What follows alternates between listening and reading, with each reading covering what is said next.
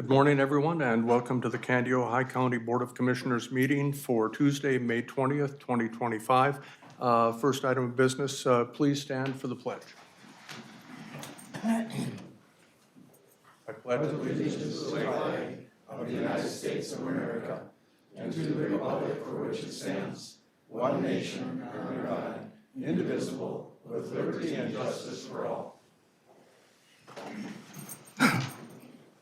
I want to extend a welcome to everyone watching on YouTube this morning, and also to all of the residents and interested parties who are in attendance in the boardroom this morning. First item of business is to approve the agenda and accept a motion to do so. Mr. Chair, I'll make that motion. Commissioner Dwayne Anderson moves. Is there a second? I'll second it. Commissioner Imdek seconds. Discussion? Hearing none, all in favor say aye. Aye. All opposed? Motion carries. Next item of business is approval, consideration of the consent agenda, which consists today of the approval of the May 6, 2025 County Board legal minutes, the approval of auditors' warrants and claims, approval of human services warrants and claims, cancellation of human services warrants, approval of the April 6, 2025 County Ditch 10 hearing minutes, and a permit application and insurance approval for Spicer Commercial Club for events held July 3 through 6, 2025 at Salisbury Beach. Are there any of these items that any commissioners wish to pull from the consent agenda? Commissioner Imdek? Thank you, Mr. Chair. The item E, approval of the April 6th County Ditch hearing minutes should probably be removed. Those minutes would be approved at a ditch meeting. Shane's nodding yes. I agree with that. All right, so then your motion is to Remove item E. from remove the item consent. E from the consent agenda. Is there a second? I'll second. Commissioner Dale Anderson seconds. Any discussion? Hearing none, all in favor say aye. Aye. All opposed? Motion passes. Then we would accept a motion to approve the balance of the consent agenda. Mr. Chair, I'll move to pass the consent agenda. Commissioner Dale Anderson moves. Is there a second? Mr. Chair, I'll second that. Commissioner Berg seconds. Thank you very much. Any discussion? Hearing none, all in favor say aye. Aye. All opposed? Motion passes. Thank you very much. First item of business is consideration of Resolution 2025-15 SSTS Loan Program Application / Work Plan. And Krista, good morning. Good morning. Mr. Chair, members of the board, I am Just introduce yourself. I'm and Krista who you're with Krupa. for the- environmental specialist with the county.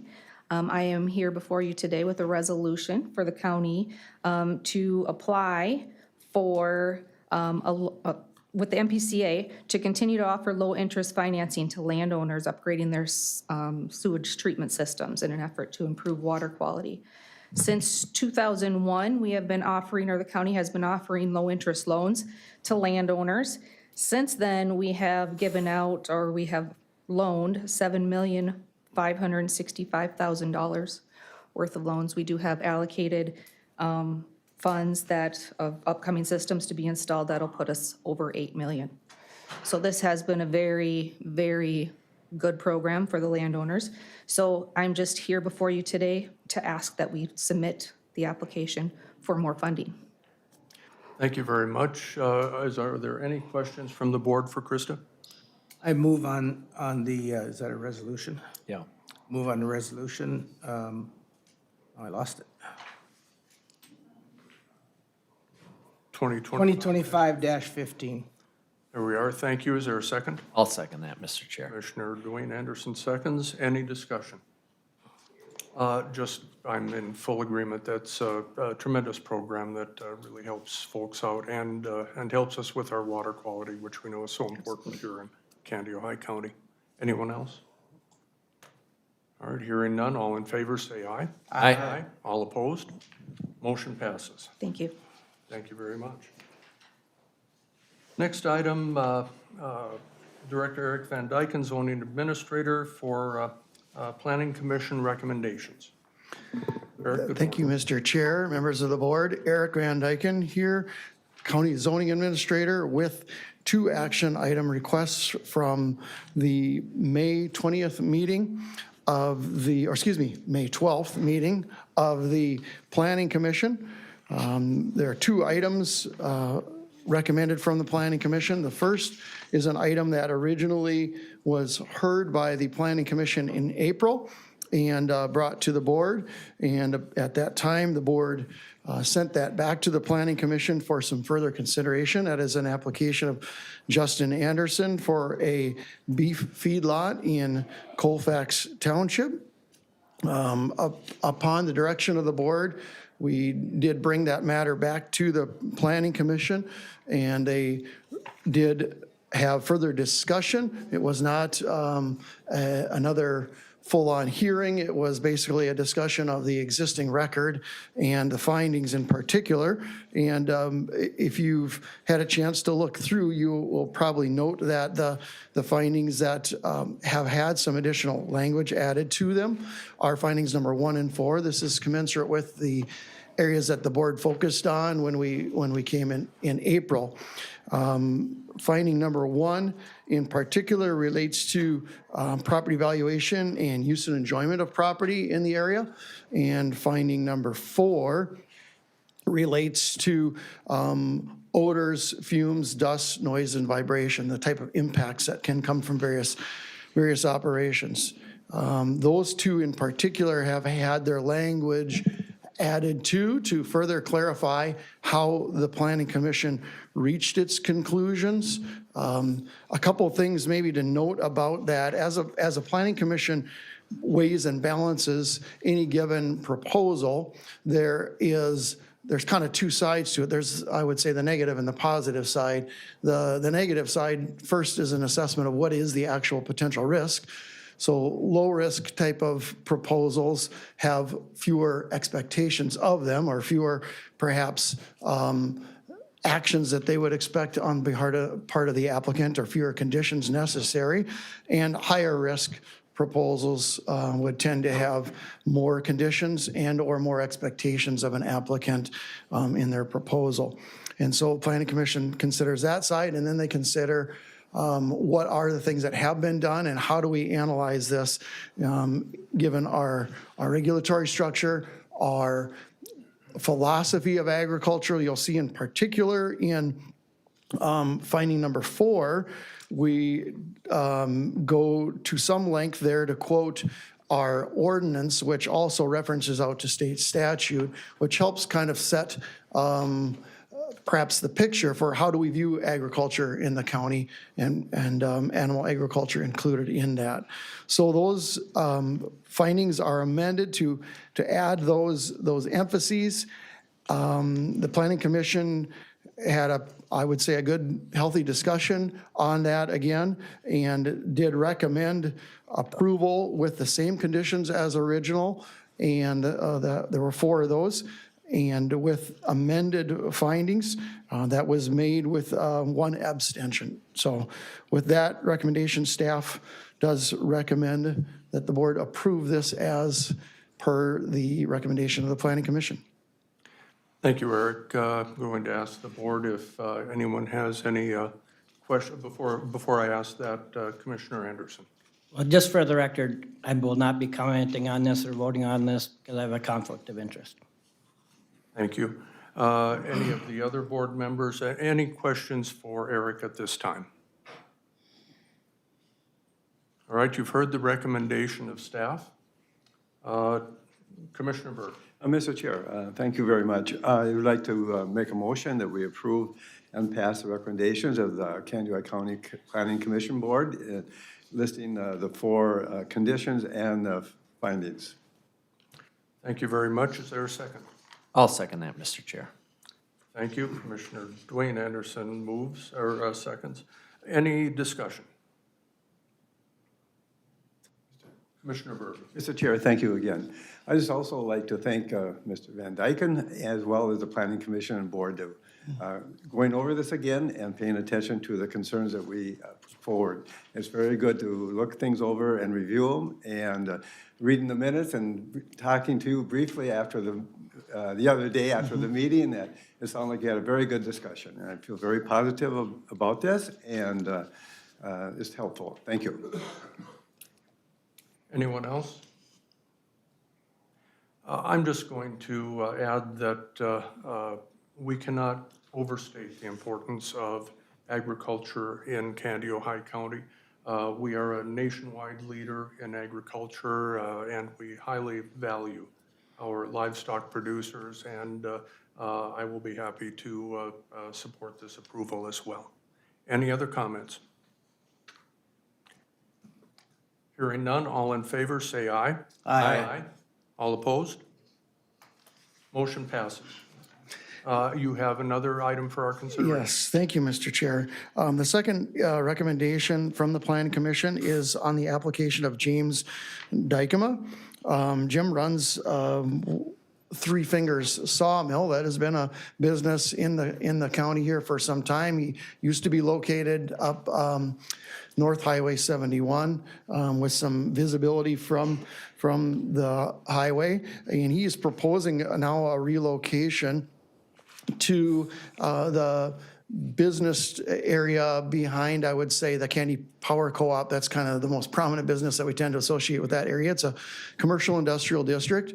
Jim does several things. He operates a sawmill, and he also custom makes furniture, from a lot of the wood that he cuts. He has kind of changed some of his focus over the last number of years. He's had some problems with people perhaps coming and dropping logs off and maybe not picking up their stuff later. And so he's grown a little weary maybe of some of his overstock. And so he's been trying to reduce that.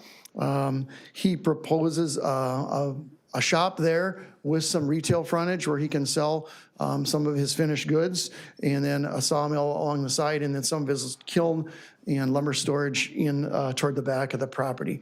And the Planning Commission considered this and recommended 6 conditions be attached. They're fairly short. They have to do basically with some hours of operation for the sawmill, signage, parking, and a few other things that try to make sure it does not become kind of an eyesore.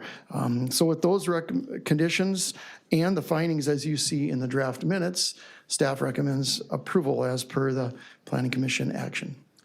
Do any of the commissioners have any questions at this time for Eric?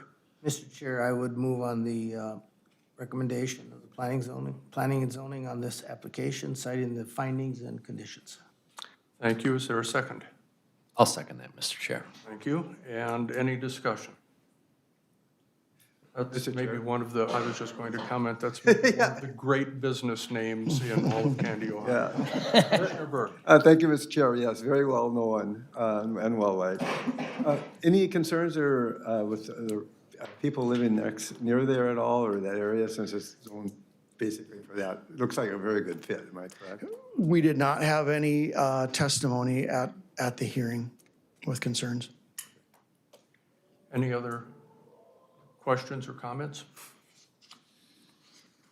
All right, we have a motion and a second to approve the matter. All those in favor signify by saying aye. Aye. All opposed? Motion passes. Thank you very much. Thank you. And Let's take a break. we will take just a brief 5-minute recess. So.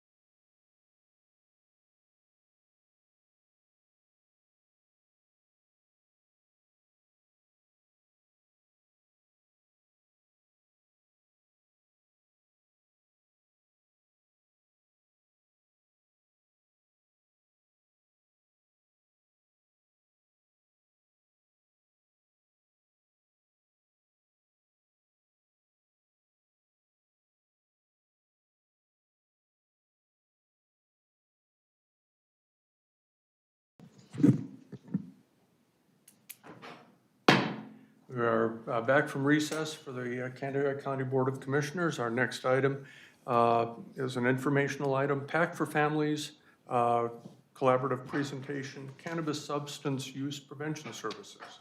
And today we have Sarah Vandahar, Executive Director, and Rachel Clark, Prevention Specialist.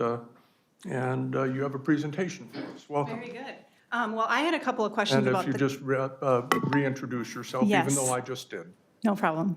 Thank you for having us, Commissioners. I am Sarah Vonderhaar, Executive Director at PACT for Families. Rachel is here and is going to present the project to you, but I had a couple questions about the purchase of service agreement, and I didn't know if this was the place to address that or if I should address it with Carolyn. Okay, so first then, I just want to thank you all for giving us the opportunity to partner with you for this project, and I'm going to turn it over to Rachel so that she can tell you a little bit about what it is that we're going to be doing. Thank you. Rachel, good morning. Morning. I'm Rachel Clark. I'm the Prevention Specialist with PACT for Families and the Coordinator of the Candy-Ojai County Drug-Free Communities Coalition. I'm here to present the Cannabis Substance Use Prevention, or CSUP, grant work plan and what this will look like within Candy-Ojai County. First, PACT for Families would like to thank our Health and Human Services and Public Health for the opportunity to work together on utilizing these funds in a way that would impact cannabis prevention in youth and safe storage activities across the county. Alongside the prevention work we do with our Partnership for Success grant, the CSUP funding will help us do more to increase community awareness of cannabis-related risks and safe storage practices. Our work plan focuses more on addressing adult use of cannabis. With the recent legalization of recreational cannabis, we want adults, especially in homes with children, to know how to safely store these products to keep them out of the hands of our youth. One of the activities included in our work plan is conducting cannabis retail landscape assessments. Very similar to the ones done previously on tobacco, the purpose here is to collect data from retail establishments that have applied for cannabis licenses. This can vary from the low-potency hemp to dispensary licenses. We'll use a checklist like the ones used in tobacco audits, asking about product visibility, placement near youth items, labeling, and promotions. With the CSUP funds, we're also planning on being present at events such as Rockin' Robins, the county fair, school open houses, welcome weeks, and other community outreach events. We will be distributing lock boxes at these events. These are meant to provide adults a safe storage option for their cannabis products that is not accessible to kids. You may have seen the DFC billboards in between Wilmer and Spicer on 23 that show the gummy bear image, highlighting the appeal of some of these cannabis products to younger audiences. In all, we will be distributing 2 rounds of 360 lock boxes at these events, so 720 in total.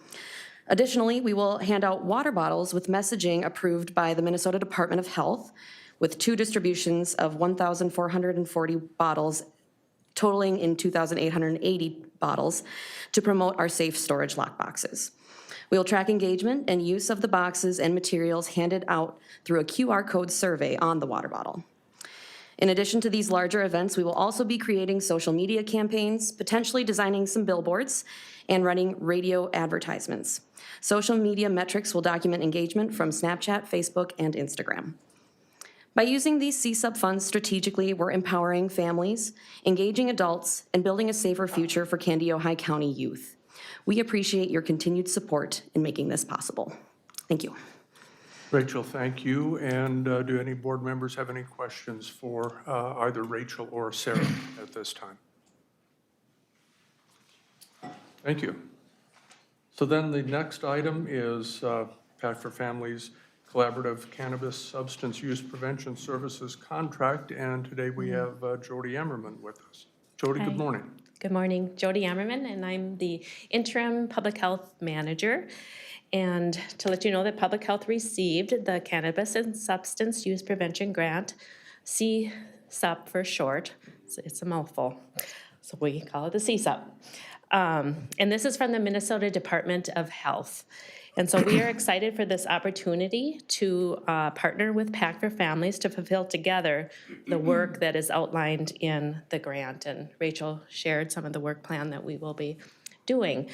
We have a long time standing partnership with PACT through our DFC coalition and the work that we do through the coalition to prevent drug use in our community. And this will not only continue, but will further that work, especially with the legalization of cannabis. Rachel is a prevention specialist. She is housed already in public health, so we just thought this was a great opportunity to partner with them. So $60,000 of the total grant award of $75,169 will go towards this purchase of service with PACT. And this grant period is from April of this year, 2025, through June 30th of 2026. So this morning, we are asking for your support and approval for the contract. We do have some changes, I guess. Well, so. no, not changes, just clarifications. Good morning, Caroline Kahn, Health and Human Services Director for Candy, Ojai County. So just to clarify, Pact for Families, as you all know, is a joint powers. So our traditional purchase of service contract has some coverages and not limitations, but just some coverage claimings that we would typically do with a private entity that don't apply necessarily for a joint power. So in the clarifying questions would, as a contractor must comply with requirements if it were a government entity. Well, it is a government entity. So our traditional purchase of service doesn't maybe fit exactly under things because of the advanced partnership that we already have with this organization. So just clarifying some of those was the questions that Ms. Vonderhaar had brought forward. In reviewing her concerns, they would fit. So just wanted to clarify that. And then just to add, it's an exciting opportunity to have a partner already engaged in this work to invest these funds with instead of reduplicating or going down a different path. You know, when we got these funds, they weren't expected necessarily, and to say, what should we do with those as Candy, Ojai County Public Health? We thought it was the best investment to partner in work that's already happening and to leverage that even further and to reach and to amplify their reach. So we're excited that Pact for Family was excited to also meet in this call and move forward with that, so. Outstanding. And just to clarify, this is a portion of a total grant. Can I assume that the remainder is being distributed in Renville County through our, no? Renville County, as our CHB partner, received their own CSUP funding as our CHB. The remainder that's left after this investment will help cover staff time that's participating in facilitating this contract, so we can capture some of our staff investment as well. Okay, thank you for that clarification. Any questions from the board for either Jody or Caroline? All Mr. right. Chair, Commissioner Byrd. So moved to approve this contract? All right, there's a motion to approve. Is there a second? I'll second that, Mr. Chair. Commissioner Dwayne Anderson seconds. Any discussion? Commissioner Byrd. Thank you, Mr. Chair. Just really proud of this continued collaboration over all these years, and it's still working great, and how we can serve our people in our community and our region as well. These government agencies have that close of a working relationship, and so good. Very, very well job well done by both organizations. Thank you, appreciate it. Very good. Any further questions? All right, hearing none, all in favor signify by saying aye. Aye. All opposed? Motion passes. Thank you so much. Thank you for the great work that you're all doing, and these are relatively uncharted waters, but I'm glad we have a partner that's already swimming in them. There you go. Well, it's Thank you great. so much. We are running a little Would you like me early, to do the so CCT contract early? I can't have you come. Oh, CCT contract. since that's just. Oh, yes, okay. We'll move up the 1020 item and out of respect for Director Collins' time. Go ahead. Well, otherwise if you want another, they're scheduled to come in 15, so we're a little ahead of schedule, so our next presenters and so if you'd like, I can do the CCT contract early to keep your board meeting moving. Yes, thank you. All right. So good morning again, still Caroline Kahn, Director of Health and Human Services for Candy, Ojai County, and this morning I'm bringing before you our Central Community Transit contract. At CCT, as you guys know, is our regional transit partner for Candy, Ojai County, Meeker, and Renville County. We've had a longstanding relationship. And over my 2 years here with Candy Ojai County, it's been a joy to get to know their new leadership and get to know how we can work greater together to provide the transportation needs for our county. Are we ready? Do you need me to wait? Okay, no, that's fine. I just wanted to make sure I wasn't getting ahead of myself. What you'll notice in this contract, it would be an adjustment to the admin fee of 10 cents per mile. We've had some heavy conversations and worked in tandem with the new directors in Renville County and Meeker County, as well as our fiscal team and the CCT leadership team to really evaluate what is a good portion to help encourage the sustainability of CCT over time, as well as minimize the cost to the counties, and what are ways that we can continue to grow transportation support and services to make sure that we are maximizing the ability for our community members to get to where they need to go. So what this 10 cent per mile admin fee would equate to based off of last year's mileage would be about just shy of $7,000 levy impact. This is still a very good, I want to say bang for our buck, but that's not the best way to say it. But it's a good investment of our dollars to reach this over 68,000 miles that are driven by our transit partners and getting people to their medical appointments, their volunteer transit services, and getting to where they need to be for the services that they need. So today, what I have before you is the opportunity to continue our contract with an increased admin fee at a minimal cost to the county, as well as the other changes that you'll notice is we've operated this historically as a host county contract without our language referencing that, so we just clarified that within the contract as well. Are there any questions for Caroline? Commissioner Dwayne Anderson. Thanks, Mr. Chair. So just for clarity here, I believe I know the answer, but if we didn't do this contract, it would be more expensive for the county because we'd have to find other ways. Correct. We still have to help people get to where they need to be.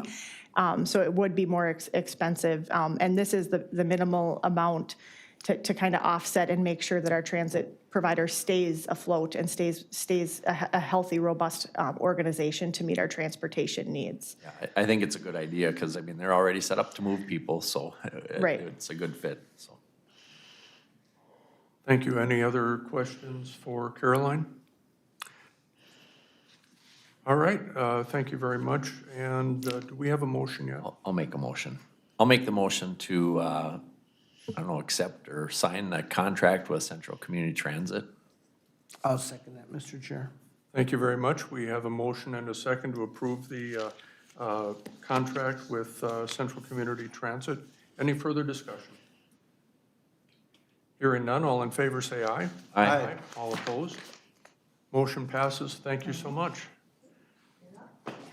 All right, and we're running just a little bit ahead, but if you guys are ready, we'll have you come on up.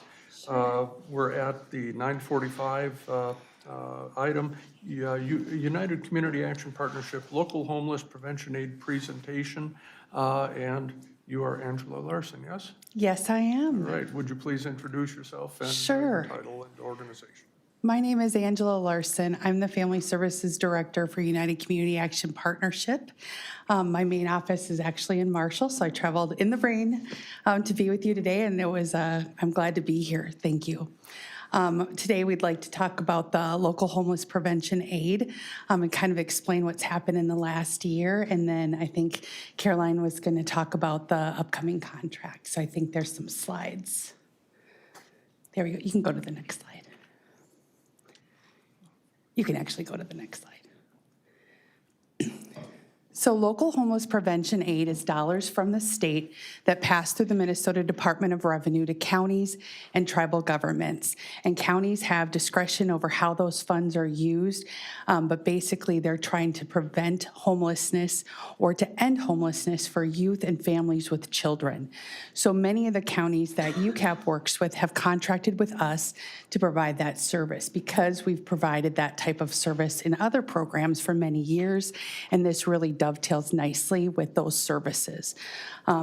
So basically, the target population is those who are people who are already homeless, who are facing eviction, maybe they're in overcrowded situations, and they are just unstably housed. So they come to UCAP to try to figure out a way for ongoing housing stability.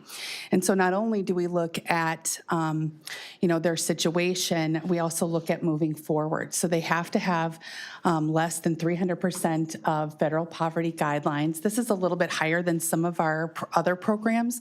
And we did that because we found that there were a lot of families that were just barely slipping through the cracks. So they didn't qualify for our larger program. This really helped with making sure those families didn't become homeless. And then for the program activities of this program, we do provide some rental assistance. It's based on a person's income. They pay a portion of their income towards their rent, and then we help take care of some others. And then we also can provide some utility assistance if they're in need of that.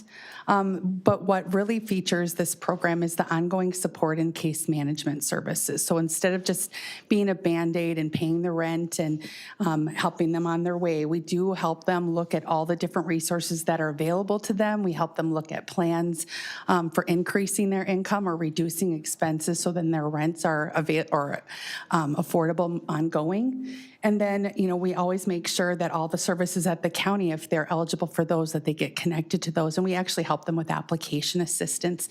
So then when they do submit those applications, they're complete and easy to process. So in 2023, or 2023 funds we really spent in 2024, we served 21 unduplicated households with those funds, which was 81 unduplicated individuals. And this is just Candiota County. You can go to the next one. The main part, by far, the types of assistance that we provided was rent. We tried to make it a little bit flexible in case there was some need that a person had, like work boots to get to work or a car repair, sometimes gas cards. But really, we found that most people really just needed a little help with their rent. So that was by far the most. And then when it came to direct assistance, we had negotiated a 25% admin and supportive services rate. So at most, 25% of the funds were to be used for those case management services and administration of the funds, and the remainder were supposed to be for direct assistance. But we actually used far less than that. And so we allocated the rest of the funds that Candiota County provided to us to direct assistance and just help more families. So we do have limited funding for all of our programs, and we're going to see that trend increases over time this year. So these funds really did help bridge a gap in Candiota County. It is a unique resource because there are things that this program can help with. Maybe they're a little bit above the income guidelines or some of those flexible resources that aren't able to be helped with other things. And then 100% of the people who were served by this program did participate in case management. We made that a requirement because we felt that was the reason why this program would be most successful. And 100% of them exited the program in stable housing, so it was highly successful. So a lot of the times when we were working with clients, we had situations where someone might have lost a job or had a medical situation where maybe their child was ill and they missed a lot of work because of that. And these funds really helped get them back on track and then help them moving forward. So I think that was probably the biggest theme. There was a temporary situation. This filled in the gap, and then they were able to move forward. So for upcoming year's funding for 2024, Candiota County is allocated $62,542 for 2024 that has to be spent by the end of this year. And then $2025 have to be spent by the end of 2026, and there's a reduction there of $51,478. So that's what the state provides Candiota County, just for your reference. And then I'll let Caroline talk about the contract, but if you have any questions before I step back, I'm happy to answer them. Thank you very much, and glad that you could make it through the rain today. Yeah. So are there any questions for Andrew? Commissioner Burke, Thank you, Mr. Chair. Sure. and then Commissioner. These are state funds They are. Right, and where are you at on federal funds? Do you get any direct federal funds, and what's your impact of that? Debbie probably could talk about that a little bit better than I can when we get to the jumping UCAP ahead, as update. usual. Thank you. Yeah. But, you know, just like any other not federally funded nonprofit organization, we get state and federal funds. We're a little bit in limbo right now, so there's a lot of questions. Yes, I've been following that. Yeah, Thank you. you're welcome. All right, any other question, or Commissioner Imdahl? You made a comment, what does, and I quote, participating in case management, unquote, mean? Okay, so when we meet with any family, we do an assessment on a variety of different levels, whether it's employment, whether it's income, whether it's their housing, mental health services, health needs, all of these different things. I think there are something like 18 different metrics we look at. And then through that, we develop a plan for each family that's specific to that family. So maybe their goal is finding better employment, or maybe they need childcare, and that's the big hurdle. And so we work with them on whatever goals it is that they need to help them maintain that housing stability. They meet with a case manager at least a couple of times a month, if not weekly, or even sometimes more often than that. And it kind of depends on the person's needs. Thank you. You're welcome. All right, any other, Commissioner Dwayne Anderson? So basically, you're just helping people that need a little boost to get Right. started out in life and maybe get things organized. And then once they get that far, then you kind of help them meet requirements or goals. And then after that, they get on assistance, correct? Eventually. Right, this type of assistance for sure. Most of the people are off within 1 to 3 months, so it kind of depends on the situation with the person. If they need a longer-term situation, or I'm sorry, a long-term solution than that, then we're going to be looking for some kind of voucher for them that could help them long-term or something like that. But part of the plan is oftentimes to get them connected with like MNsure or SNAP, those county programs that can help them be a support all along the way. Okay, and then how do people find out about this? Is it the county steers them towards you, or how? Okay. Yep, we work together with counties and other service providers for sure. And then we're also part of the Southwest Continuum of Care, which is a regional planning commission for housing instability and homelessness solutions. And they do some marketing to try to direct people to specific organizations that can help with homelessness or homeless prevention. And we're one of those organizations. Okay, thank you. You're welcome. Angela, can you characterize for us what homelessness looks like in the Southwest region? I sure In can. Candido County? I sure can. You know, I think that especially in rural areas, a lot of people think that homelessness really doesn't exist because you don't see, very often at least, people standing on a street corner asking for money or telling people that they're homeless and looking for help. That's just not as visible as it is in some of those larger metro areas. So in rural areas, people oftentimes try to hide their homelessness. You know, even in a town the size of Willmar, a lot of people know other people and they don't want to have the stigma of homelessness being associated with them. So we see people living in their cars. We see people hopping from, you know, couch to couch of different friends and family and staying as long as they can with people. We see people staying overnight in storage units, sometimes walking around 24-hour businesses, sometimes getting a trespassing charge because of it. We also see people, you know, camping and not camping weather. And we do see people living outside. I mean, in this area, that does happen, whether they're camping out in the woods, not where they're supposed to be, and things like that. So they go at sometimes great lengths to hide their homelessness. And would you say that this is something that is increasingly happening?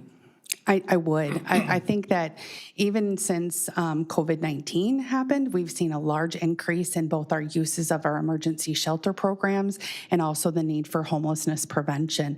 So we see, you know, sometimes, you know, $50,000, $60,000 worth of requests within our region in a particular week, not just Candy, Ojai County, but through our whole area. And we have to, you know, review those requests every week and try to help as many people as we can. Any other questions for Angela? I Commissioner guess I have Dale Anderson? one, and maybe this isn't even a good question, but do you guys help like with the heating and stuff for the winter too then, or is that part of your thing, or is that part of, I mean, that's UCAP, but I mean, is it part of your area or not? It's not my department, but our agency does operate the Energy Assistance Program for this area. And I think Debbie's going to talk a little bit about that more program when we get to that part. But yeah, even this program could help. You know, in some times of the year, we don't have the Energy Assistance Program running, but someone might be facing a utility shutoff and they've got little kids or health concerns, and we can sometimes help with that even with this program. And that was a good question. All right, any other questions? Angela, thank you so much. Yeah, And I thank see you. Caroline waiting in the wings. Okay, So we'll move to our next item, which is consideration of the contract itself. Caroline? Hello. So as Angela mentioned, and it's always best to have our providers come and tell their stories because they can just do such a better job and have the direct opportunity. But as a reminder, these local homeless prevention aid dollars came to our county through the Minnesota Department of Revenue. This was an unexpected thing last year of just like this random investment of dollars to address homelessness and housing insecurity in new ways. I will admit we were a bit focused on making sure that we used this investment to the best of its ability. And I appreciate the partnership that we had with UCAP to just ensure that this investment was the correct one. And after sitting down to see how they utilized these funds over the past year and the fact that the people that went through case management with UCAP were able to remain housed and not come back for other assistance was a really important factor for our team. So I appreciate their willingness to let us ask tough questions and have difficult conversations to ensure that we're maximizing the use of these dollars. And I'm very confident that they've done a wonderful job, which is why I'm bringing forward the ability to continue a contract for this year to utilize our local homeless prevention aid, like with UCAP. Like Angela mentioned, we will be allowing the up to 25% admin fee. As they demonstrated, they are able to utilize other streams to offset that admin fee as much as possible, but also paying attention to that they are living through a turbulent world as we are, and things are changing every day. So that was what we agreed to in the first year, and they've demonstrated good stewardship to us that we are willing to do that up to again within this contract. So not to exceed the $36,000. I can't promise you that as we get further down the road, I might not come back and ask for a consent to increase that dollar later.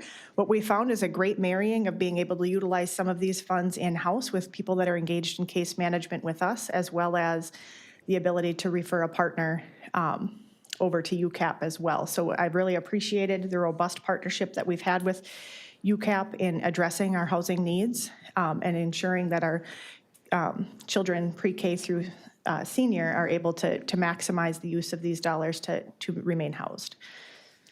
So my request to you today, commissioners, is to approve the contract to allow us to continue this partnership with UCAP for this year. All right, you've heard the recommendation of staff. Mr. Chair, I move to accept the contract.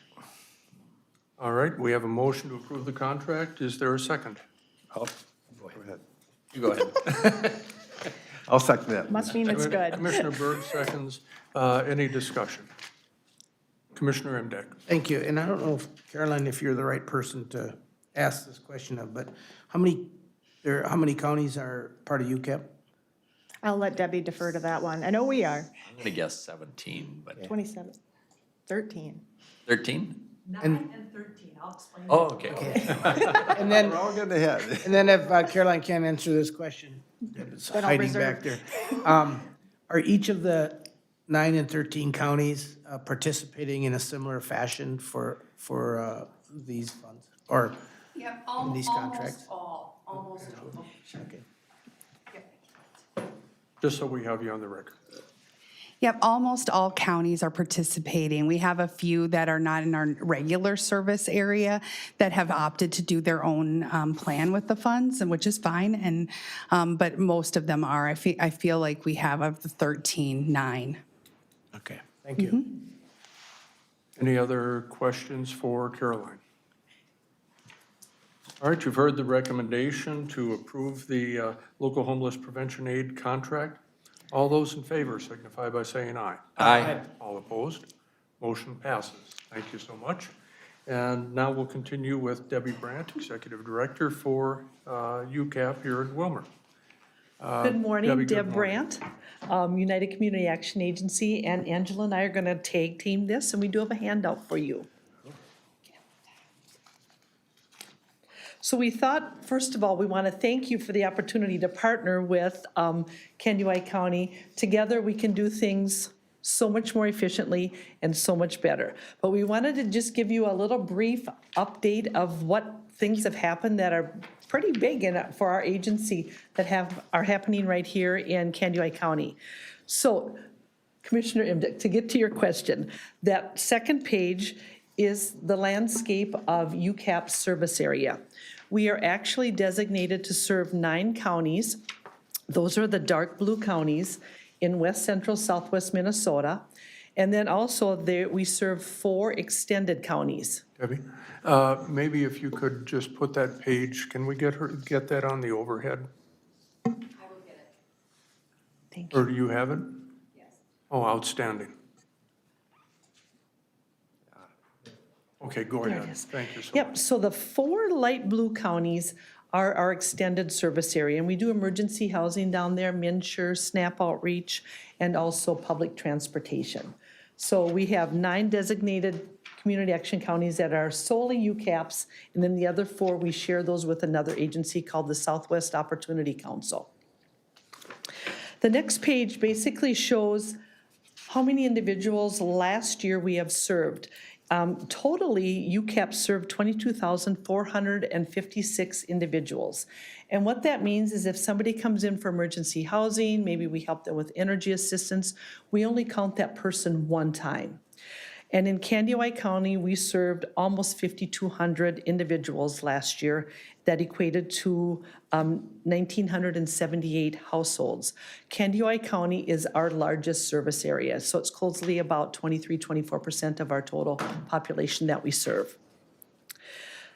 Some of the great things that happened last year were, after 5 years of waiting, as Commissioner Anderson knows, we were finally able to receive a federal grant to purchase our Bright Lights Head Start facility. That facility just down the road on the hill used to be the Candioi County Power Co-op building. And within that building right now, we are licensed for 125 children. We've got 5 preschool classrooms, 2 toddler, and 1 infant. And if you turn the page, I just put a couple pictures in there. This is what the inside looks like. That top right picture was what it looked like, was they were kind of making things just beautiful for our children. And that's a picture of a toddler room. And I just always get so excited about the little sinks and the little potties that show up, so. And then the next page is kind of the layout of the facility. Within the grant, that highlighted area, we've got that dubbed as our future room. Nothing was done with that area, so it's just a large open area. But within the grant that we received, we are now able to add another toddler room there and a sensory room. We are seeing about 27% of the children from 3, 4, and 5-year-olds who have got diagnosed mental health issues. And so we just need that sensory room to have that available for those children.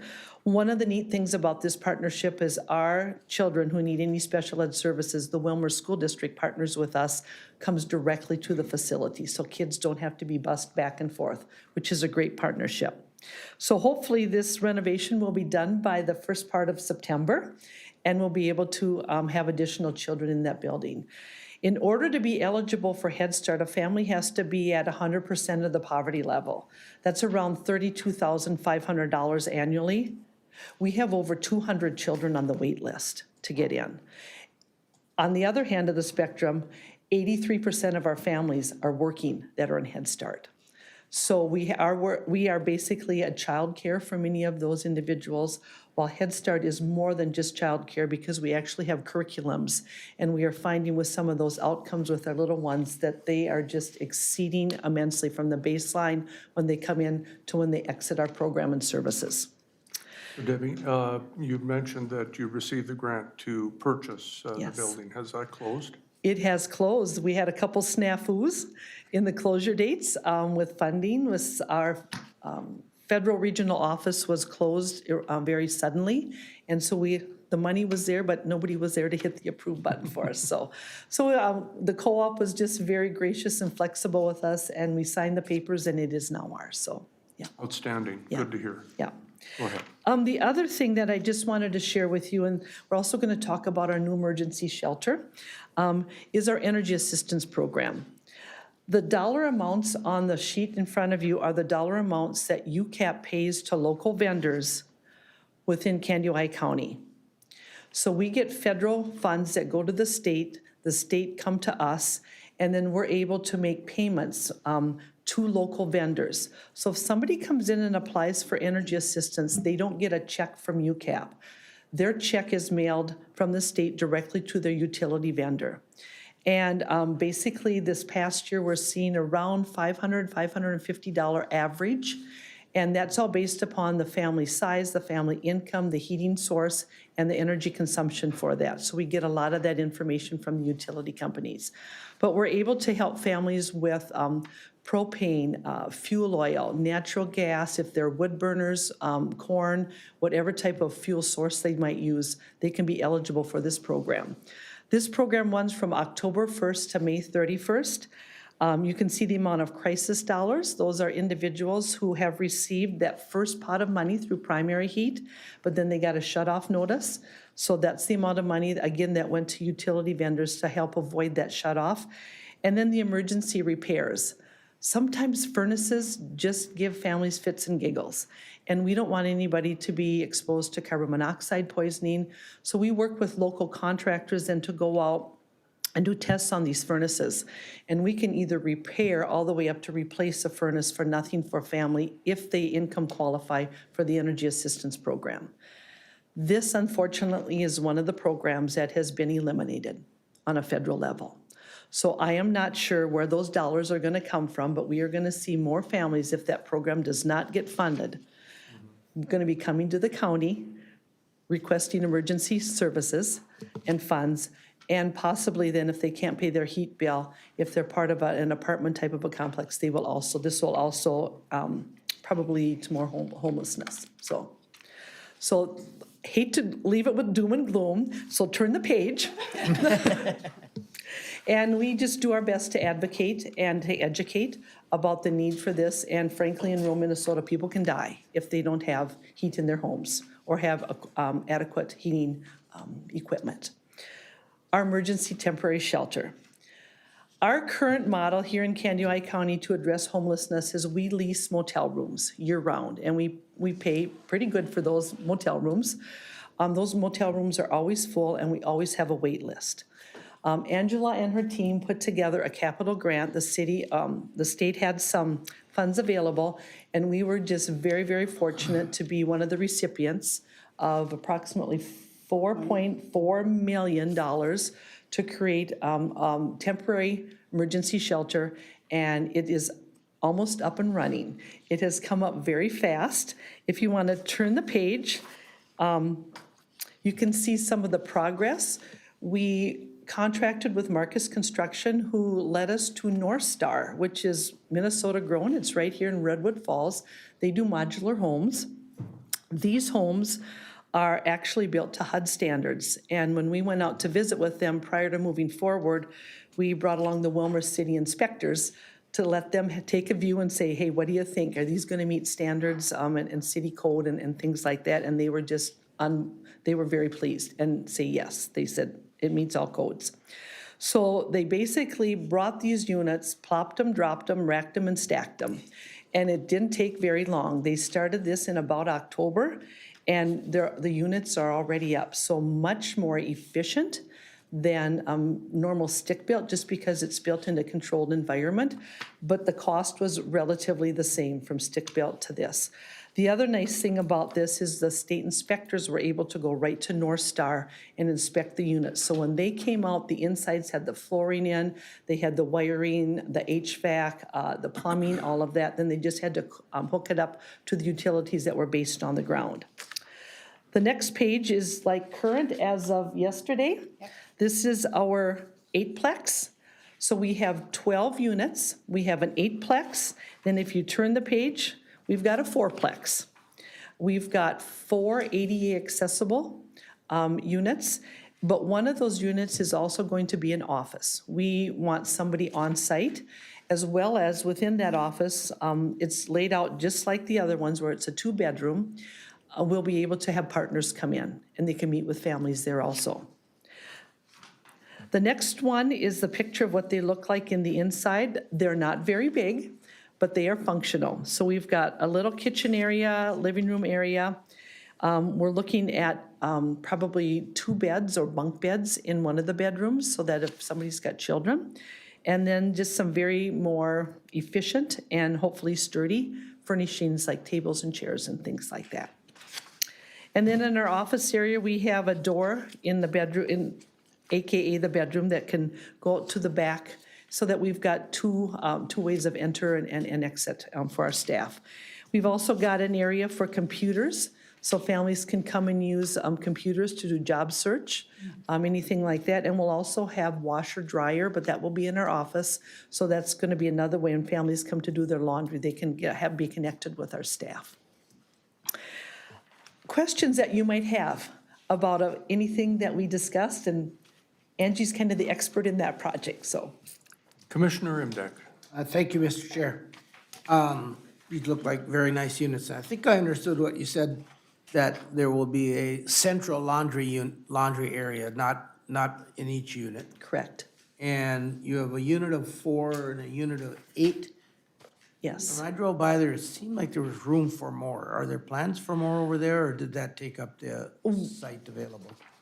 Thank you, great question. We wanted to plan for the future, so when the properties were available, we grabbed both of the properties that were available, hoping that maybe down the road there might be some more capital funding. We do have space for another 4-plex and another 8-plex also. All right, any, and a follow-up? Yes, thank you. And you call it emergency shelter, so nobody's gonna be living there long-term, it's gonna be, and, do you have, I know it's, well, it looks like it's about ready to move into, but, do you have people lined up to use that, or is it, how does that work? When somebody comes to you, you know, how do you get them into a spot? So when somebody comes to us, there's an assessment that takes place. And based upon the continuum of care, they set a priority scale. For instance, somebody who's domestic violence, children with families. People with a disability. Disability, Youth. yeah. They will get top priority or top points. And then they will be able to move in.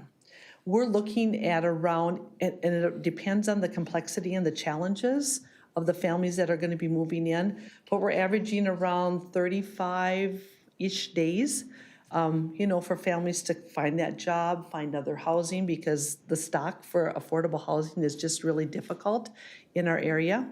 Maybe get the kiddos signed up for school, all of those things. So that's kind of what we're seeing right now with the model that we have now, and we're kind of banking that with staff there. Staff will be able to visit with those families almost a daily basis. We are hoping that we can lessen that because we've always got people on the wait list. So we want to make sure that we can make sure that families got the supports they need, but also move them along into their own housing. Thank you. Commissioner Burke. Thank you, Mr. Chair. How do you collaborate with some of the other programs for homeless in our community, Family Promise? And there's a need out there, I know. Definitely. We actually, through the continuum of care, have a lot of discussions about who does what, who's the expert in what area. We're not the expert in domestic violence. And if they need extra rooms, we have actually housed some of their families. But yet they would be the primary service provider. Family Promise is basically for children and families. And so that's kind of their little niche. We can take single men, but we can take anybody. Domestic violence, children with families also. Good answer. Commissioner Dwayne Anderson. So Commissioner Imdak kind of got the answer from you for a lot of it. You said about 35 days. And then it's not a place where people can just sit and watch cable all day, that you have requirements. So can you kind of walk us a little bit through that, how you do that, or how, because they can get kicked out, if I understand you correct, right? That is correct. So it's and no, not we just don't have easy for cable. anybody, so if anybody's watching this going, hey, this is a pretty good deal for people, it has requirements, so we're trying to move them up and out so that they can kind of, be on their own eventually. Absolutely. Thank you for asking. First of all, we don't have cable. And again, our staff will be meeting with families on an ongoing basis, encouraging, motivating. Our goal is to not keep people there any longer than needed because we have so many on the wait list. Thank you. Commissioner Dale Anderson. So I have a question and a comment, so I'll say the comment first. I just want to thank you for what you do for the, for the preschool and the stuff you did at the co-op building. I mean, that was just an old beat-up building, and you guys turned it into a very upstanding facility, and that's been really cool to watch that process over the years. And I'm really impressed with these short-term housing. I mean, like you said, they came up and they were in and ready to go in no time. I mean, it's just kind of amazing that it can be done that way. My question is, does this replace your hotel room stays, or is this just added more space for people? Our hope is that it will replace that because the funds that we're paying for those rooms now will be used for operational funds for the utilities and whatnot. But we also know that we are going to need the 1 to 3 day, maybe because we can't get somebody in and it's 40 below out. So we will need some funds for at least some of that very, very short term. Sure, thanks. And just to go back to Commissioner Anderson's comment, we are working with attorneys. We are setting up guidelines so that we will have hopefully something that if our rules, expectations, and responsibilities are not followed, that we will be able to exit somebody without too much difficulty back into homelessness. But we also, part of that, want to offer volunteer opportunities on the site. So maybe somebody's got a gift for gardening. Maybe we'll have a raised bed garden, or there's a community garden across the street. So we just want to make sure that we can find what the family's skills, talents, and abilities are, and maybe offer them a way to give back also. Okay. I have one more question, Mr. Commissioner. Yes, go ahead. So when this is all done, is there like an open house, and when do you expect it to be ready for people to, go in there?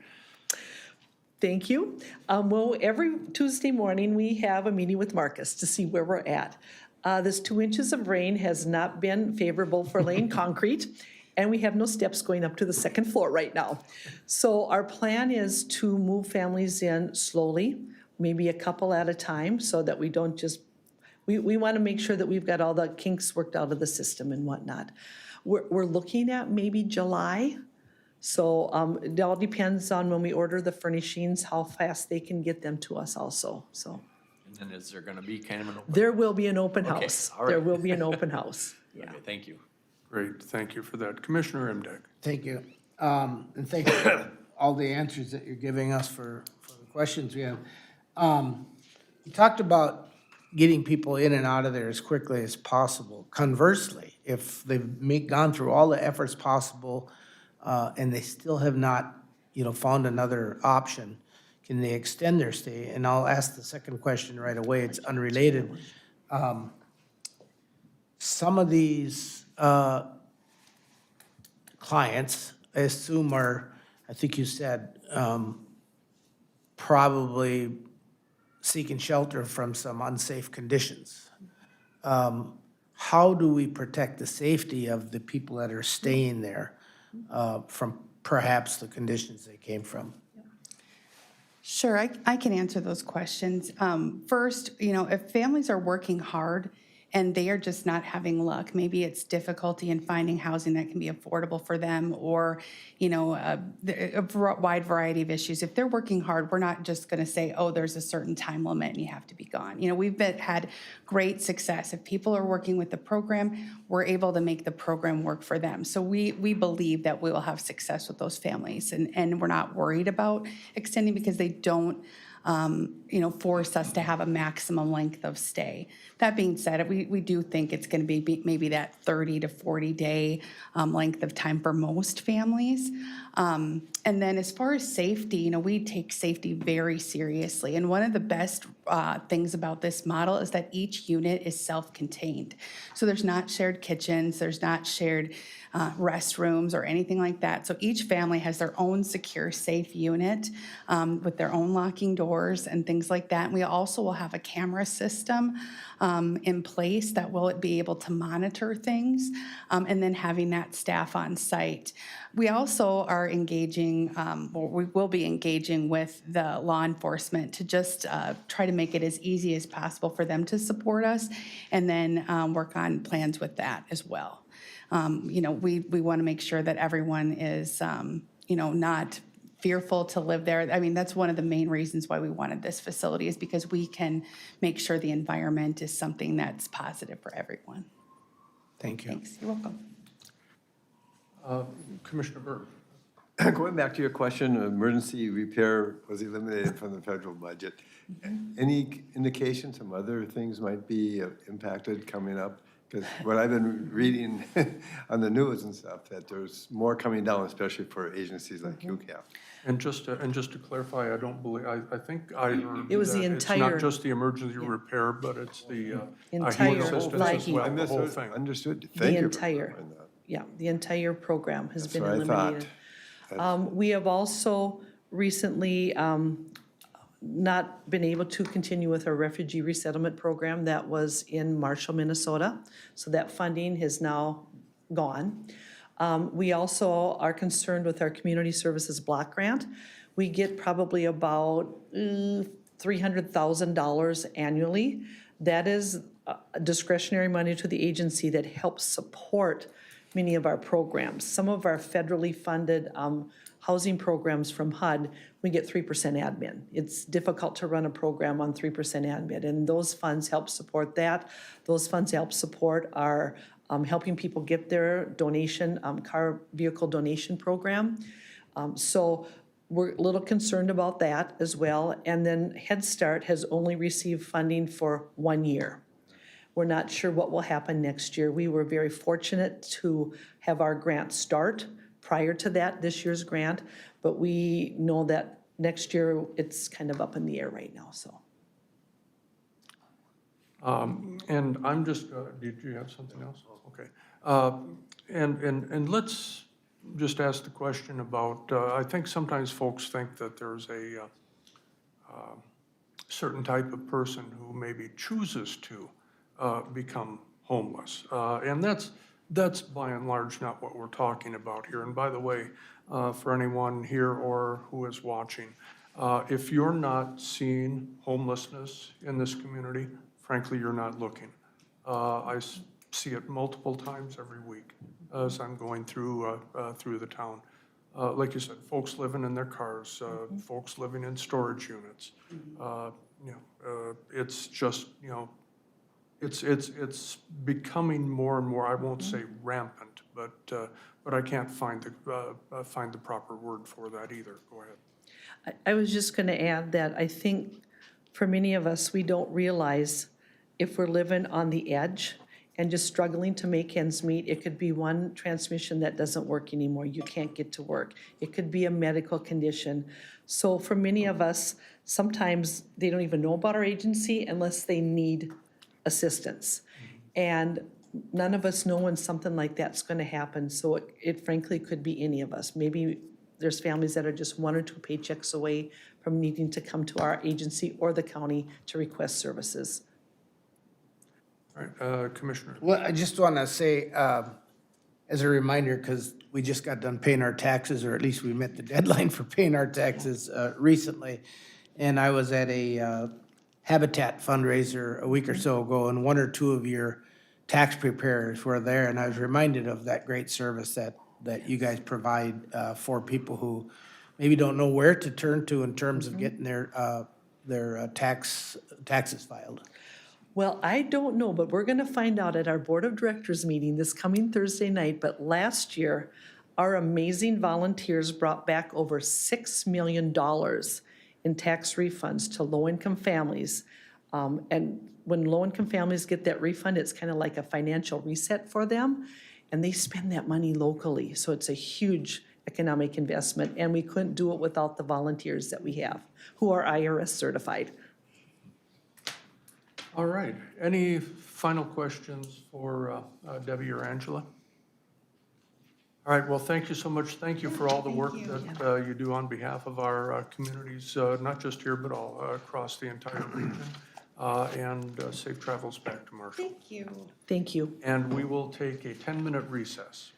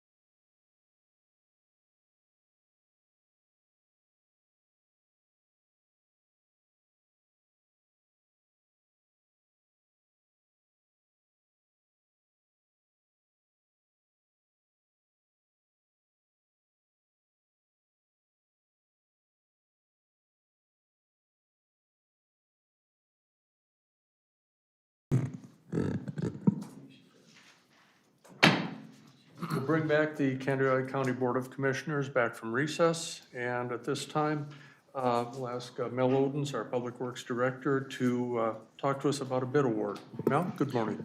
Good morning, Chair, members of the board. I've got a bid award for the Edwards Township Bridge. It's project SAP 34-599-043. You recall, in January of this year, we had to close 3 of our bridges in this county. This is a township bridge, and we closed it on January 17th, and we immediately began the process of getting a replacement bridge for this done. And so we worked with state aid and were able to secure dollars. And so we got the plans complete. Bids were received on May 13. We had 4 bidders. Asheville Companies of Cokato, Minnesota was the low bid of $381,513.71, which is well below, it's almost 36% below the engineer's estimate. And the way we base our engineer's estimate is based on all the bids received in 2024 or last year, and then they prorate what it would be for this year. And box culverts, as you remember, were delayed substantially in the last few years. That has now has been sped up or recovered, or I think revised their process. So we're happy about that.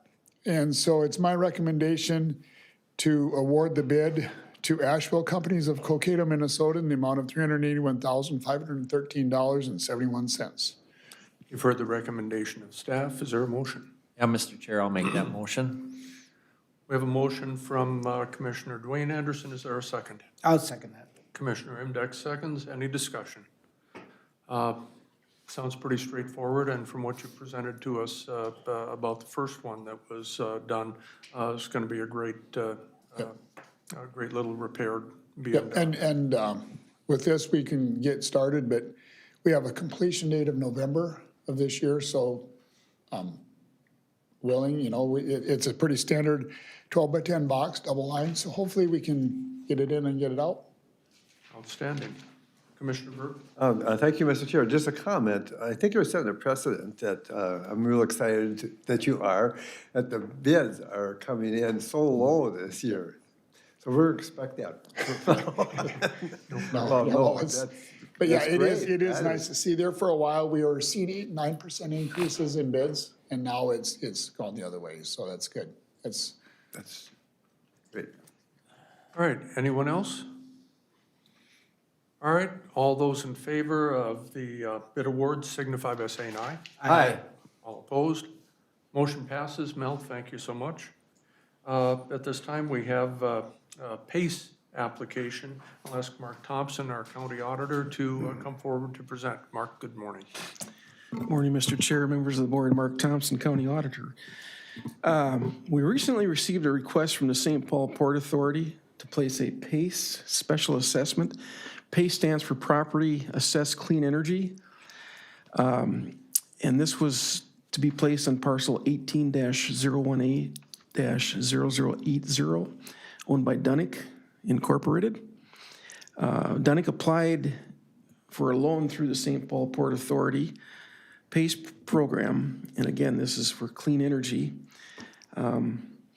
And some of you weren't on the board back then, but back in January of 2016, the county entered a joint powers agreement with the St. Paul Port Authority to collect assessments from participants of their PACE program. So I've included the information in your packet. The assessment amount is $268,115. It's to start January 1 of 2026. It's for 10 years and 7% interest. I think I've included the application and also a picture of, I didn't see it in the application, but the picture shows solar panels on the building. So solar panels on the building, so I would imagine that's what the loan is for. Again, I didn't see it in the application unless I missed it. But I also included the joint powers agreement if, like I said, some of you probably weren't on the board, so you could look at that too. But so my ask today is to have the board approve Resolution 2025-16, and I'll be happy to take any questions you might have. All right, are there any questions for Mr. Thompson? All right, I'd entertain a motion on resolution, what was the number again? 2025-16. So move, Mr. Chair. Commissioner Imdek moves, is there a second? I'll second that. Commissioner Dwayne Anderson seconds, thank you. So just to be clear, when we're talking about assessments, these are assessments to Dunnick that we will be collecting. And where are those monies going? They And go back to the St. Paul Port Authority. got it. Yeah. Okay. Could I ask one question? Yes. Where is this building? Is this This is their main building. in Princeburg? I believe Eagle Lake 18. Oh, Eagle That's Lake. That's Okay, Green that Lake one. Township, Okay. so, Okay. yep. Thank you. All right. Any other questions? But just Commissioner Berg? Just a comment, there was actually one commissioner that was the chair back then in 2016 that Was it did you? sign this. Okay. So you remember it then, you remember the joint powers agreement? Oh, Commissioner Commissioner Every Emdek. detail of it. Yeah. Every detail of it. And I do kind of remember that because I was Okay. thoroughly Yep. involved in things. We've had a few, not too many, and that's one reason why I came today, because we don't see that many of them, so thought I'd present it again so you, the new people were aware of what's going on. All right, anything else for the auditor? All right, we have a motion and a second to approve Resolution 2025-16 for the PACE application. All those in favor signify by saying aye. Aye. All opposed? Motion passes. Mark, thank you so much. Thank you. At this time, we would need a motion to consider approving going into closed session for a real property discussion pursuant to Minnesota Statute 13D.05 subdivision 3 as it relates to discussing the property for county options at 14998 Highway 71 Northeast, New London, Minnesota. Mr. Chair, I would so move that on that and make a motion. And since you rattled off all the numbers, I don't have to say them again. Made it easy for To me. go into the closed session. To go into the closed session, please. Yes. All right, there is a motion. May we have a second? I'll second it. Commissioner Dale Anderson seconds. All those in favor of going into the closed session, say aye. Aye. All opposed? Motion passes. So at this time, we will be moving into that closed session.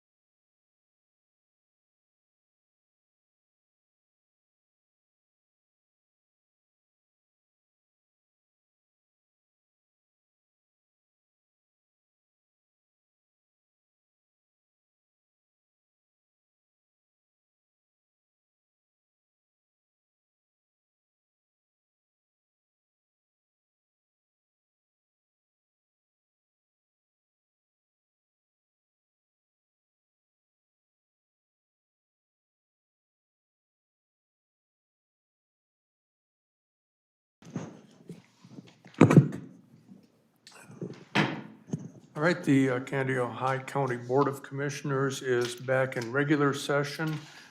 We had gone into a closed session to have a real property discussion as previously described in the motion to go into closed session.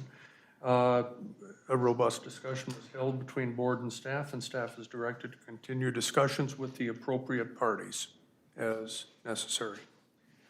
All right, we are down now to the administrative updates and appointments, calendar and committee reports. I understand there is an appointment to the Board of Adjustment. Yes, I didn't know if Commissioner Imdyke wanted to, this was his recommendation for the Board of Adjustment. I did talk with Eric Van Dyken, and he was aware of this and is also in support of this, and so the board would need to make a motion to appoint Jesse Gislason to the Board of Adjustment for a 3-year term. Commissioner Imdyk. Yeah, the position has been open since January 1st as somebody had termed out, and that person didn't find his replacement before he termed out, so took me a little while to find somebody. I feel your pain. Been there, so. All right, so we would need a motion to appoint Jesse Gislason to the Board of Adjustment for a 3-year term. So moved. Moved by Commissioner Imdyk. Is there a second? The chair seconds. Any discussion? All in favor signify by saying aye. Aye. All opposed? Motion carries. Thank you. Administrative updates, Administrator Baker. Anything for us? Yes, I would want to say, at the May department head meeting, we had our work session with Mr. Unmock regarding kind of the working side of things. So the group was tasked with coming up with some examples for a mission statement, a vision statement, some goals, things like that, that at the June 24th strategic planning session will be provided to the board, and kind of with some feedback from the group on why that is our recommendation. Just a reminder, the June 24th date for the strategic planning session that should be on all of your calendars. We canceled the June 11th due to the district meeting. June 2nd, we have a building committee meeting with Wold Architects and Engineers. This is the final meeting. Wold should have sent out a meeting invite. This is the meeting that we will review the recommendations with the building committee and then come back to the full board. Yep. So at that June 2nd meeting, we'll kind of work with the building committee to look at some dates of when that will be a good time to present those recommendations. And then just kind of a plug with the parks. I did all of the park tours last week, so I visited with all the managers, reviewed some of their budgets with them, and went over just miscellaneous items.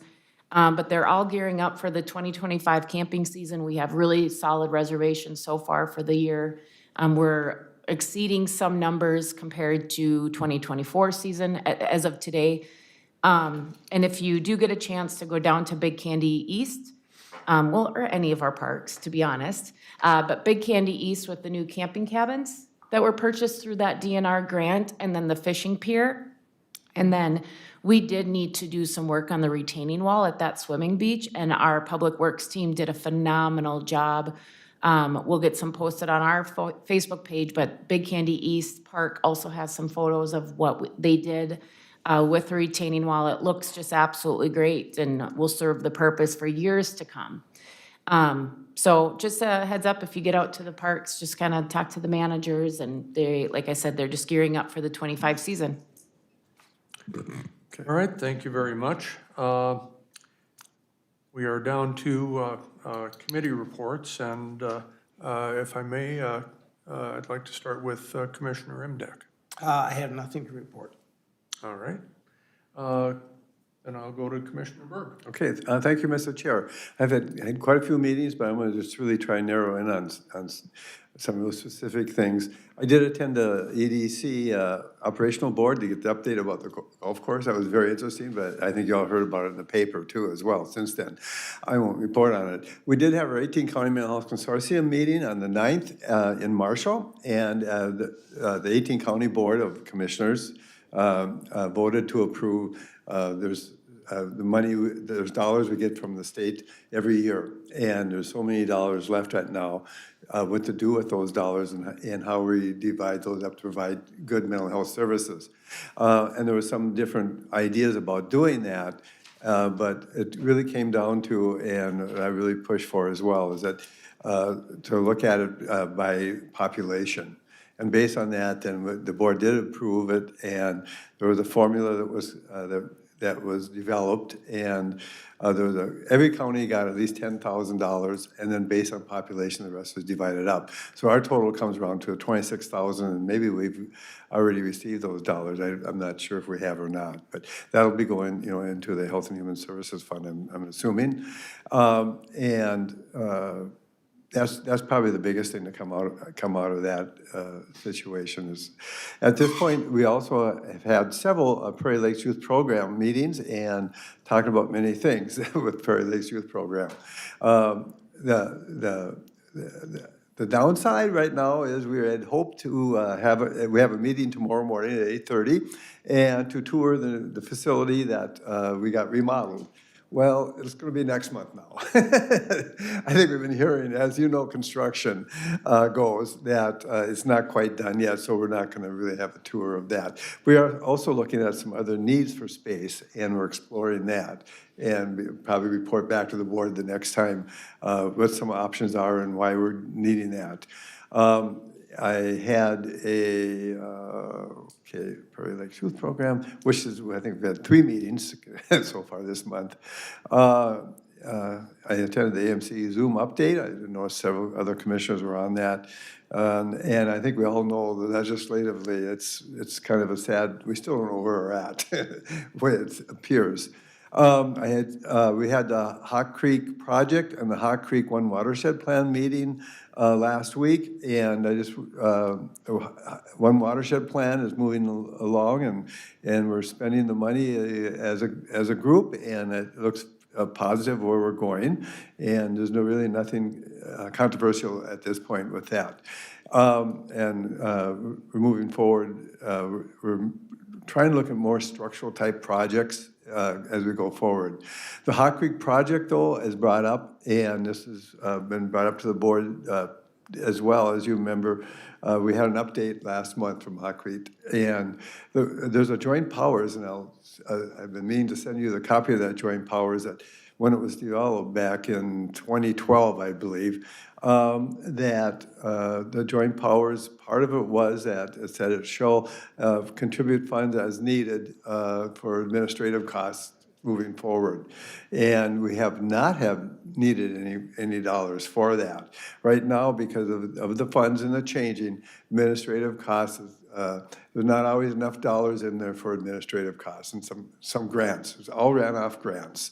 And they're requesting, and I'm part of that board, and I supported that we look at the counties for $25,000 contribution each. And this is going to be something that we're going to have to talk about down the road, basically. So do we want to do that or not? Or do the other 2 joint powers, do they even want to do that as well? Because I think everybody's going to be looking at some financial issues with the counties the way it is. So, and also we put on hold any salary increases at this point for the Hawk Creek project as well. So that's the current update, and Administrator Baker will be getting the request, if you haven't gotten it yet from them, requesting that because they wanted to get it in, prior to budget time, so they're aware of this issue too. Woodland Centers had a meeting at Woodland Centers, and there's some really concerns with financial with Woodland Centers. I think we're doing better. There's a real concern, though, with going future, all these nonprofits and even joint powers, operating off state and federal funds, and they're being cut. And there's a real concern, too, as we look, that we fund some of these programs. So if we make a, say, 25% cut on their budget or whatever, that's going to be just overwhelming. We have to be careful as we move forward with all of our joint powers. I personally feel how giving more money to versus or how much we cut, because we can really do a lot of harm to these programs. As we heard the report today, what's taking place too. So they're going to be coming looking to us for dollars, nevertheless trying to cut dollars to different programs. We got to be very good stewards of the dollars doing that, and the needs for services. The Woodland Centers Board had a tour. They did remodel, and it needed it badly. And remember, they stopped doing detox services there and that space, and they're using that space as a crisis center for children and adults. And they remodeled that, and I think it's going to be a good program.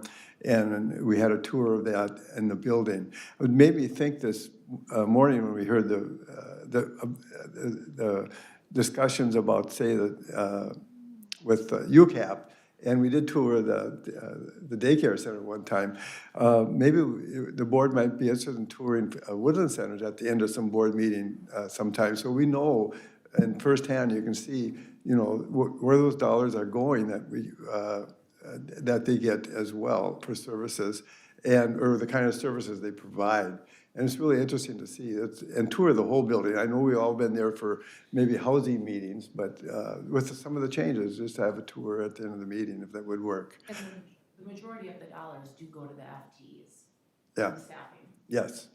Yep, so, but then that's changed the budget. Yeah, it's all part of the budget there, of course. Yes, and I didn't mean those were dollars. Thank you for the clarification for people listening. I talked enough. Thank you. Thank you, Commissioner Berg. Commissioner Dwayne Anderson. I just had 2 meetings. They were pretty much routine. One was Central Minnesota Jobs and Training up in Monticello, and now that I'm on the Workforce Development Board, I got to be there at 8:15 for those meetings to start. And then that was pretty much routine, which is really nice to hear with that committee, because they've gone through a lot in the last couple of years. They do have an audit that they're a little behind on, but that was because the prior audits were behind to begin with, and they couldn't start that one. So they're basically, in 1 year now, they'll have done 3 basically major audits. And but after this, then they should be on time going forward, which is good to hear. And I think the only penalty is they pay a $50 penalty, which they've done in the past. So it's not too unusual, but they want to get on schedule going forward. And then the other meeting was on the 15th of May, was a Pioneer Land Library meeting, and that was basically a routine meeting as well. That's it. All right, thank you very much. Commissioner Dale Anderson. Just a few meetings. On the 12th, I had a Historical Society meeting. Nothing crazy or different there. Looking for a good summer. They do rent out the building there for groups if they want to come in for birthday parties and stuff like that. And that has been down, so they're kind of trying to look at different ways to try and let people know that that facility is available for that, and to give people an opportunity to come in and see the whole building when they come in to use that room. So that was probably their biggest thing. On the 13th, I had Community Health Board. We went down to Olivia, me and Steve, and had that meeting down there. And then that evening, I went to the Middle Fork Watershed meeting. Andy is the new lead there now, and he is doing a good job. They're looking at getting a couple more summer interns in to fill some staff space. There's a lot of lakes and a lot of projects right now where they need to do a lot of monitoring of water. So they're using these interns to do all this monitoring without having a lot of expense for staff people. So that's kind of their big mission right now, is just trying to get information and data from these different watersheds to decide on how severe some of the pollution and some of the problems in these lakes are. I went to drug court on the 14th. I always find that very interesting. I haven't been to that many, but to just see the process and see how the kids, from one that's only been there for 3 days sober to one that's been there for 500 and some days sober, to see how they've changed and how their attitude is and their patience in the process and everything. I find that more interesting than anything, is just to watch the kids and how they handle. But I really have to say the judge and the staff there deserve a big hand for what they do, because they wouldn't have to do it, and he wouldn't have to do it, and he could just say, no, you're in trouble, you've missed your drug test, you're gonna go back to jail. And he doesn't do that. And I mean, especially the one that just had a problem this week, sat right in front of us, and that kid knew he messed up. and he realized he messed up, and he was very humble about it. And the one person sitting next to him said, "What happened?" And I didn't hear with the conversation, but she just said, "You'll get there." And I thought, boy, that's kind of cool when you've got somebody that's been there, done it, and then somebody that's just fighting through it. So I think it's a really neat process and a neat thing to see. The other meeting was the library when I was with Dwayne. And then last night we had Prairie Woods. And they are working on their road right now up to their new preschool. And they're hoping to have that done by the end of the month. And I asked, and there's 15 families right now that are utilizing that new preschool. There's a lot of other projects that they're working on. Their destination park, they are not gonna do anything until next year with that, and then try and go in for some grants for that next year. They're redoing a bunch of the acreage into wildflowers, so this year it's gonna look all brown because they're gonna try and keep it dead for the summer, work it up this fall, and then seed it, so hopefully next year it'll start growing back into new. So if you go to Prairie Woods and it all looks dead, it's because they're trying to work on trying to kill off the grass and get things ready for a new seeding, so. But that's about all I have. Thank you very much. Commissioner Emdek and I happened to attend the Moving On program graduation about a week before the drug court, and that was a nice event. That's a program specifically for females, and who it's similar to drug court, and some of those folks are participants in the drug court as well. So, but I think the value there is in giving more assistance and more opportunity for empowerment of the women who are in these programs to be able to stand up for themselves, to build some more self-esteem, and be able to take some more control over their life as opposed to being controlled. And I really see that as an invaluable program, and I was happy to be there. And then I also attended the drug court with Commissioner Dale Anderson. On less than 48 hours notice, the AMC called its put out an all call to its board members and others to participate down at the Capitol last Thursday, putting on one last push for trying to advance our call for do no harm to counties. And Director Tammy Jo Lieberg from probation was present there as well, and we met with our legislators and visited with several others, and apparently they must have gone late last night because we have an email in our inbox from AMC at 5:45 in the They morning. weren't in chambers. They What's didn't go to chambers yesterday. They did nothing yesterday afternoon. Yeah, it took the slow, so. So there'll be a special session. Yeah, there will be a special session, but we have, like I say, we have that email from AMC, data timestamped 5:45 this morning. And just a reminder to all that if you haven't already registered for the update from AMC tomorrow, virtual update, that happens tomorrow morning, I believe at 9 o'clock. There are some really, really dire consequences for counties and for our county taxpayers as a result of this, these supposed budget cuts, which are primarily shifts in costs from the state to counties. And really, there isn't anything that we do right now that isn't going to be impacted in some way, shape, or form. We are happy that the Minnesota Senate refused to accept measures that would transfer costs to counties or create new cost shares. So we're We're hopeful to be able to carry that message, but I would say to everybody up here, as well as everybody out there who's watching this, if you're concerned about your property taxes going up due to the state shifting costs onto counties, contact your legislators. That's sometimes the only thing that works, quite frankly. It's discouraging to see what we thought were solid partnerships with the state, especially the administration, that suddenly seem to be disposable on their end. And so I hope that we're able to get some better news. In the meantime, the work here goes on, and we'll deal with ultimately whatever comes up.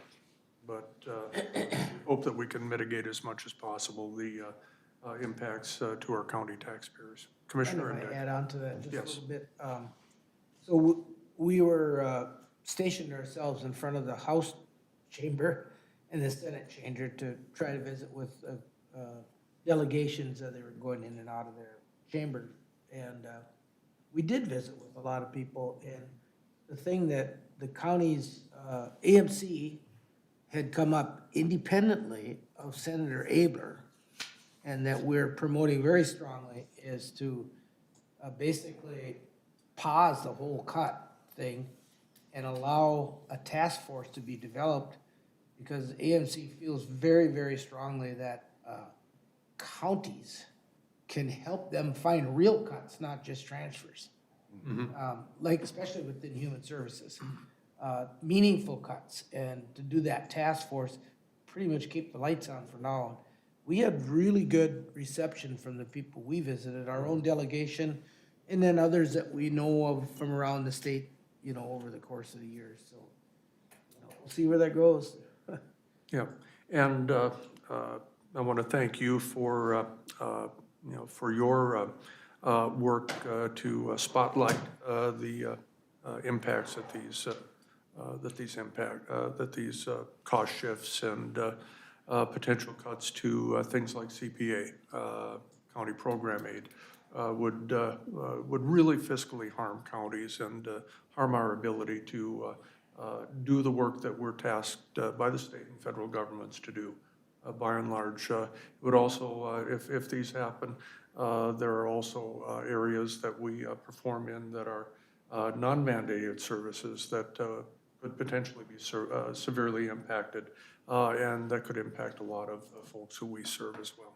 Yeah, Corky talked about some of those, the discretionary things like the libraries and the law library and historical, so all of those things are discretionary expenditures that we have. Yeah. So we know that the status quo is not sustainable, but their proposed cure is potentially going to kill the patient. So, and that's a little bit of hyperbole, but It's good. at the end of a long meeting, I'm entitled. So with that, is there anything further to come before the Board of Commissioners today? If not, then we will adjourn. Thank you so much, everybody.